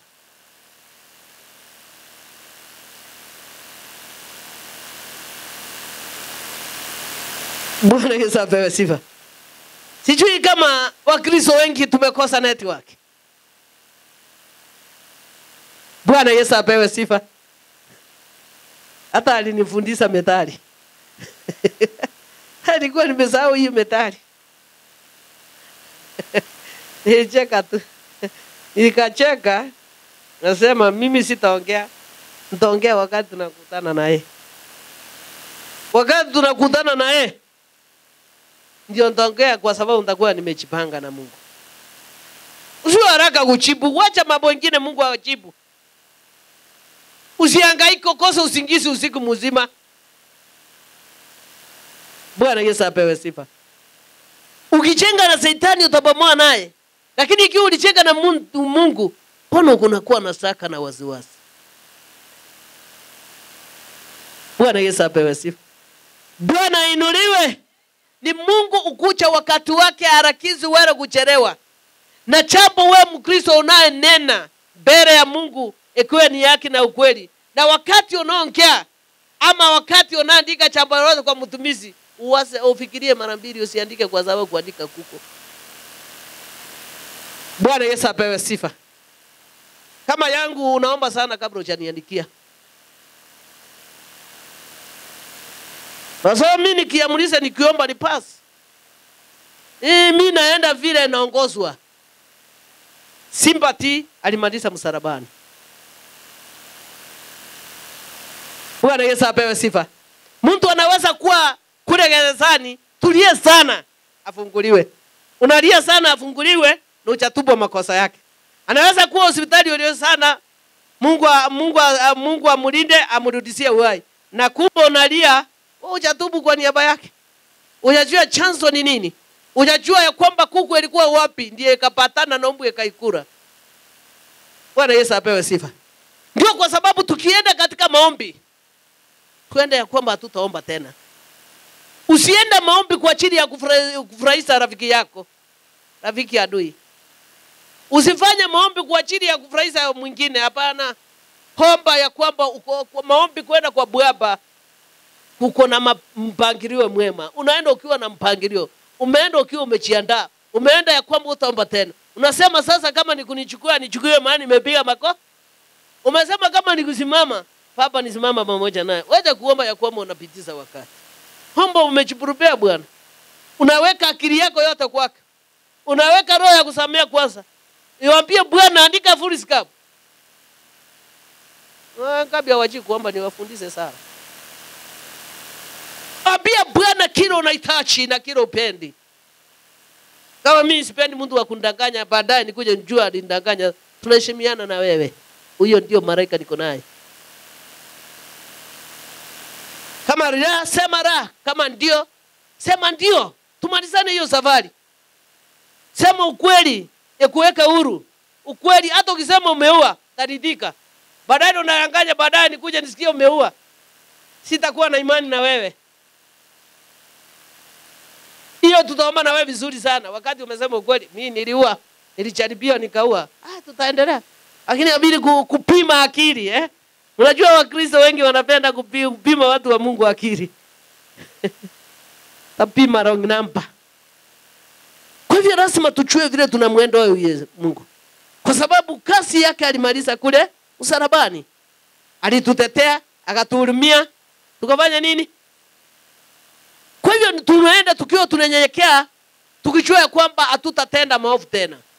Tumwambia Bwana tunakuhitaji. Katika njia zetu uturekebishe. Utuambie yali yake na ukweli. Utuongoze vile upendavyo. Bwana Yesu apewe sifa. Maandiko yatuambia kwamba yeye peke yake aliyomwamini Bwana, yeye Mungu wake atamweka mikononi mwao, atakuachukua usicho ukachukue miguuni wako katika chiwe. Atakulinda na maovu. Atakuinua, utachukua wakati wa vita ama macharibio. Yule unaomwamini Bwana. 13 utawakanyaga simba na nyoka, hawatakuuma. Utawakanyaga nini ni simba na nyoka? Bwana Yesu apewe sifa. Tupigie Kristo makofi kwanza. Nilipokuwa katika mtaa wa tulifungua saruni. Na katika hiyo saruni kulikuwa na marafiki. Leo ni mimi naenda kwa mtumishi kumsaidia. Leo ni mimi naenda mtumishi kumsaidia. Chunga na marafiki. Baada ya kutoka huko, nyoka inapatikana imekuvia hapo. Unajua itafanya kitu? Kwa sababu hiyo nyoka ilikuwa inatumwa imaliza mfanyakazi, lakini ilikuwa na huduma. Inang'ang'ana kuingia na mahali nyoka inatoka sio hivi chorochore. Ni mahali kulikuwa na nyumba ya mawe, mahali sumati. Nyoka kwani kuna msitu. kuomba kuingia, tunakutana nyoka imekufia kwa mabati ndani. Kubwa. Hiyo ingepata yule ingefanya aje? Ndio stakiwe. Si ndio? Sasa hiyo unajua imani itakuwa ya kwamba yule mtumishi au kwa mtumishi alikuwa amefunga maji. Lakini majini ni rafiki yake. Tuko pamoja. Bwana Yesu apewe sifa. Tumeona hapa maandiko yatuambia atakanyaga shimba na nyoka. Itafanya nini? Uchacharibiwa mpaka kiasi ile mwana wa Mungu alicharibiwa. Ujajionea. Wewe shukuru Bwana unaamuka unapata ukiwa hai. Ujui watumishi wanalala wakikuombea, unaona ni kawaida. Unaona wewe unaamuka. Watumishi wanaomba hata wanalala 2 hours. Sio kupenda kwao walale 2 hours. Wanakosesha usingizi na Mungu. Sasa utakuwa tu ukikaa tu. Wanakosesha usingizi. Kwa hiyo heshimu watumishi wa Bwana. Awe ndugu yako, awe dada yako, awe nani kwako mheshimu. Hata akiwa ni bibi yako mheshimu. Hata akiwa ni bwana wako mheshimu. Kwa sababu ni mtumishi. Analala ukiombea. Bwana Yesu apewe sifa. Bwana inuliwe. Dunia ni mbaya. Na hii wakati tumefikia kunatakikana maombi zaidi ya zaidi. Kunatakikana Bwana achitirise kati ya wanadamu. Achitirise katika taifa hili. Halibadilishe. Mungu akanena na watu wake.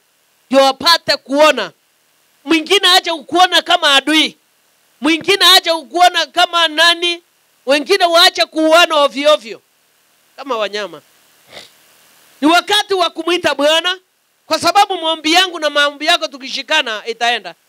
Lakini maombi yako na yangu ikuwe katikati, kuna chambo fulani itaenda. Mmoja atangamia, mwingine abaki. Na tutaona ya kwamba nchi imesaa na uchafuko mbaya. Kwa sababu watu wamekataa neno, wameshika maneno. Bwana Yesu apewe sifa. Bwana inuliwe. Soma maandiko utambue uzuri wa Mungu. Ujue vile unakaa na siri wa Baba. Sio wote walio rafiki, sio wote ni ndugu, sio wote ni dada. Bwana Yesu apewe sifa. Mnielewe. Lazima tunajua tunaenda wapi, unaelekea wapi. Lazima Mungu akupatie mbadiliko. Ukisahau koka mpendwa, uchokoka kuwe mjinga. Umekoka kuwe mrefu. Unapima vitu kutoka mbali. Kabla uchapanda hiyo sambo umeitengeneza vizuri, tunaongojea mwezi tupande marawe. Kule nyumbani reserves. Kabla uchaipanda ipangie. Make your plan of it. Wacha kusema ya kwamba Johnny, ndio leta mahindi nipanda. Una plan. You have to plan. Lazima ukuwe plan. Ukiwa plan kwa samba yako unajua pale inawekwa. Unajua tunafanya hivi na hivi. Unajua tuna top up. Na hii pale inaitwa booster. Plan umwendea Yesu. Acha kuweko kade, amekuweko ukue mwerevu. Ubrani. Huyu akuja hapa na shoka nitaimaliza aje. Nyoka ikitokea mahali pale nitaifanya aje. Yaani nyoka taile inatokea ni unatafuta fimbo iwe. Bwana Yesu apewe sifa. Bwana inuliwe. Ulikuwa umekaa mastare. Chui kuja kutoka hapo ndio tatafuta panga. Plan yourself. Vile umepanga sambo umeipangia.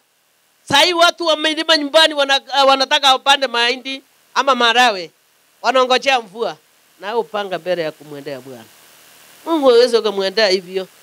Uwezi ukaenda kwa baba kama unaingia kwa bafu. Unamwendea kwamba utamwendea tena.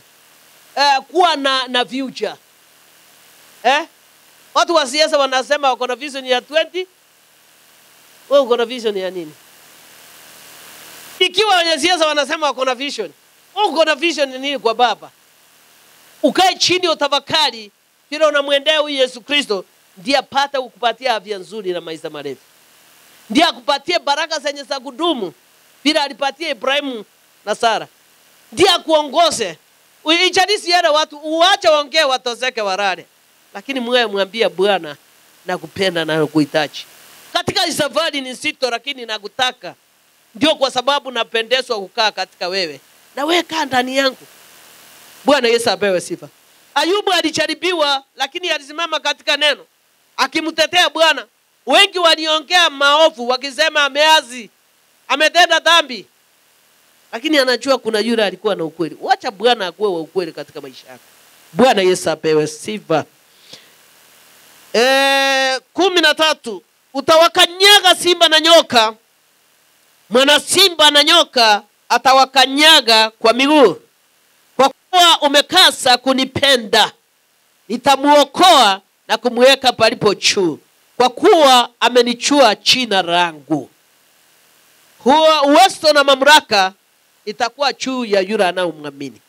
Maandiko yatuambia ya kwamba yeye atamuokoa na kumuinua juu kwa sababu yeye amemtambua mapema. Ndio nakuambia usione nyoka uanze kutafuta fimbo. Jiandae na fimbo tayari.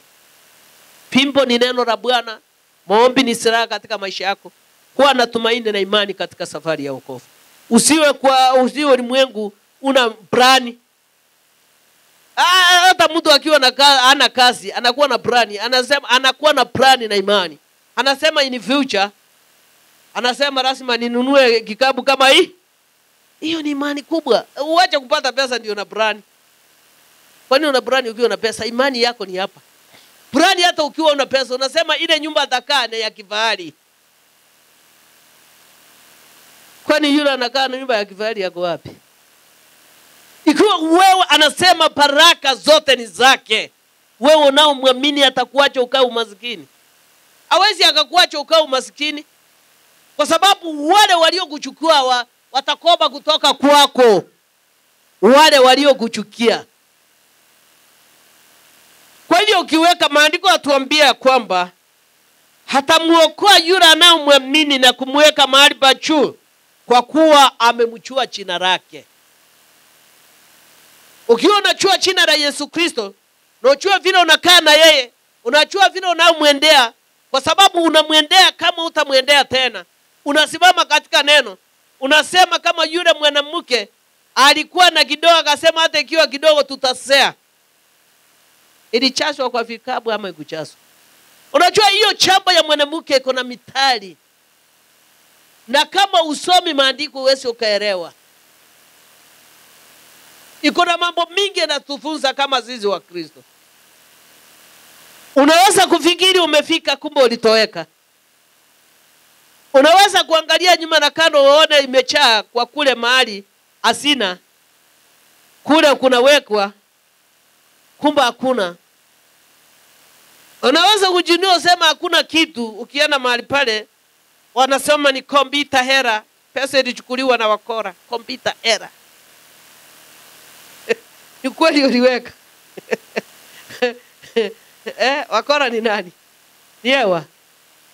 Ni hewa wanakuwa wakora. Sio wakora wanakuwa na wakora. Si hewa. Jivunie Yesu Kristo ndani yako. Sema iwe sina wala niko na kujua Baba. Lakini najua kwamba umaskini sio wako. Na hiyo spidi ya umaskini na ikataa na kuifunja. Na mbio nitembelee katika kiroho. Ulisema Ibrahimu wakati walipokuamini uliwabariki pamoja na uzao wao. Bwana Yesu apewe sifa. Yaani unakuwa na imani. Unasema hata hii. Unajua hakuna chambo ilikuwa maskini kama familia nilipozaliwa. Lakini wakati niliamua kuifunja, niliambia Bwana nataka nione kitembelea. Mahali nitatembelea nitafika. Wewe ndio utachua na utatambua. Bwana Yesu apewe sifa. Unaamua. Yaani kununua nguo ya 200 ilikuwa miracle. Kununua mtu ametoa 1000 wakati huo, wakati wangu nikiwa msichana. Unaona pesa mingi ungesema angenipatia. Kwa nini umenunua hii nguo ngapi? Ati nimekuletea kama sawati 1000. Hey, nikamwambia hii nguo ungenipatia nikienda Gikomba. nichague, nifaa nikuje nipige pasi. Unajua mnadharau nguo za Kikomba. Nikae. Bwana Yesu apewe sifa. Bwana inuliwe. Hakuna jambo ukiomba Mungu hawezi akakujibu. Hozua. Ni sisi tunarudi nyuma kwa chini. Sisi hatujaamua kumfuata. Lakini ukimfuata unanena na yeye, unamwambia Bwana, unajua hakuna mtu ana kosa. Lakini kosa mbaya ni ile ya kurudia. Kosa mbaya ni ile ya kupepa, inakuumiza. Unaema. Ukiona robot unaema mara 3. Ini robot yeye ai mara 3 anaendelea kuendelea. Unajua ukiema mara 3 Shetani anakuonyesha. Akuonyesi mazuri yale robot yalikutendea. Anakuhesabia. Unaanza kuhesabu ubaya wa, lakini uoni ile usiri alitenda. Uoni ile usiri alitenda. Neema ya Bwana ni tofauti kwa kila mtu. Kila mtu ako na yake. Kwa hivyo Bwana akileta kwake lazima uchue vile unailinda. Usicho kanyanganywe tena. Aachiliwe, patana na mtu mwingine. Bwana Yesu apewe sifa. Bwana inuliwe. 15 Ataniita nami nitamuitikia. Nitakuwa pamoja naye taabuni, nitamuokoa na kumtukuza. Bwana Yesu apewe sifa. Anasema yule atayemwamini akimuita naye ataitika, hata akiwa katika vita atamtetea. Bwana Yesu apewe sifa. Bwana inuliwe. Tunaona ya kwamba Daudi alipoona ya kwamba mfalme amekuja na machozi kumwangamiza, wale walikuwa naye walilalamika, wakasema wanamalishwa. Lakini yeye akawaambia, mimi namuona Mungu, usioni hiyo machozi. Nataka umuone Mungu siku ya leo. Usione ile shida wewe umepitia. Usione ile magonjwa yamekukalia. Usione mapito umepitia maovu. Usione vile umetusiwa, umetukanwa, umepakwa matope. Nataka siku ya leo umuone Bwana na umwamini ya kwamba ataenda na kutendea. Wakati utaenda mbele yake na umuite na umtolee, atafichua yote yaliyovishika na kuyaondoa. Haleluya. Bwana Yesu apewe sifa.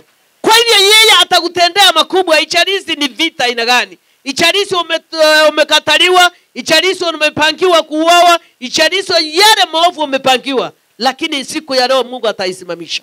Kwa hivyo ni wewe utaenda kuinua imani yako katika Kristo, na yeye akuonekanie mahali pasipo na njia, ukuwe njia mbele yako. Haleluya. Bwana Yesu apewe sifa. Kwa sababu maandiko yatuahidi ya kwamba katika kitabu ya Zaburi, atakuwa na wewe hata ikiwa taabuni. Wengi wataongoja utafanya nini, lakini Mungu atakutendea kuachia ushuhuda. Wengi watasema utatoa pesa wapi wasoso wasome, watamalisha kwa ushindi na neema yake. Bwana Yesu apewe sifa. Atasema utachenga lini, lakini Bwana atafungua milango na madirisha. Kwa hivyo wengi watakudharau, waongea maovu juu yako, wakusambia kila wakati ni kwenda kanisa ubadiliki, lakini Bwana Yesu Kristo kucha wakati ufaro.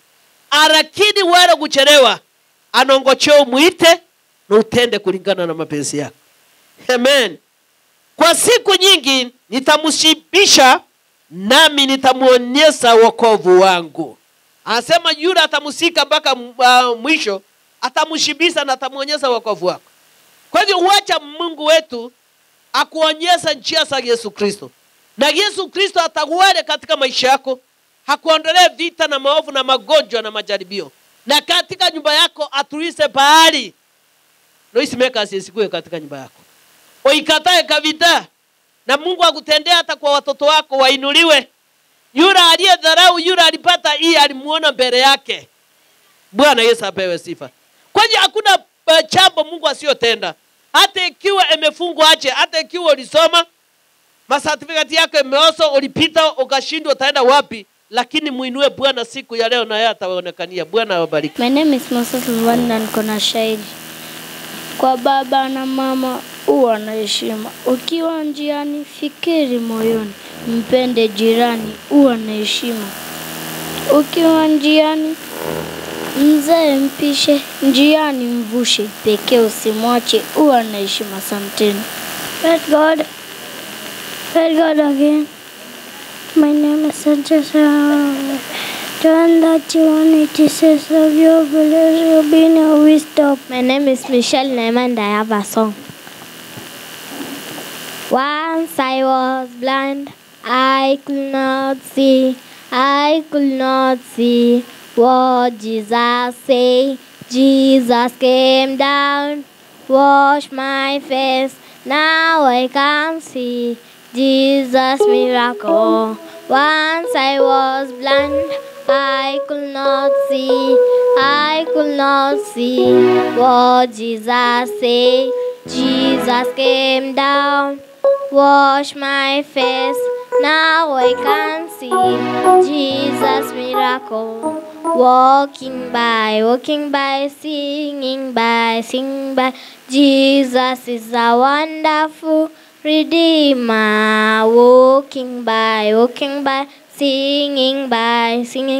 Jesus is a wonderful Redeemer. Once I was blind, I could not see. I could not see what Jesus said. Jesus came down, washed my face. Now I can see Jesus' miracle. Walking by, singing by. Jesus is a wonderful Redeemer. Thank you and welcome. Majina langu naitwa Samuel Tumbo na niko na memory verse. Jesus wept. My name is Regan and I have a memory verse.